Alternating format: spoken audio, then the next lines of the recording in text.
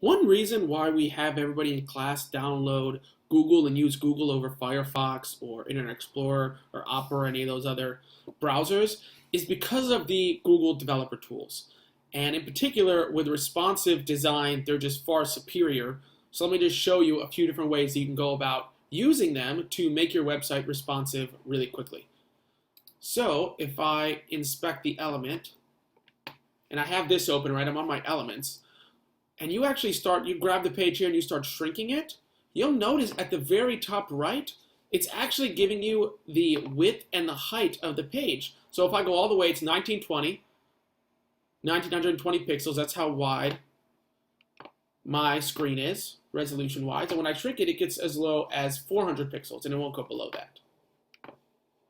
So that's one really awesome tool. It comes with a sizer, so what you can do is you can shrink it and actually see where the page kind of breaks down and where it doesn't look as good and exactly which pixel size, so you can add your media query right on that particular size. The other thing is, right next to elements, there's this little mobile phone toggle device mode that you can click on. So let's just click on this. It always says you might need to reload the page for proper use, so we'll go ahead and reload it. Except we're actually on google.com. Let me go to google.com and make sure, all right, perfect.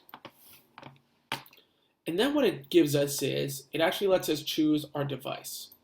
So we can choose any device we want. So let's say we want the iPhone 6. And then it gives us the dimensions, 375, which is width, by 627 height above the fold. So that's actually what we can see. And we can go in and make changes in here too, just like we would on any other page. So we can actually go in here and add margin, add whatever else, add border and stuff like that. So it just makes it really, really convenient. You can do it for any device. I mean, they keep coming out with new ones. They don't have the 6S or 6S Plus yet. That should probably be coming out shortly.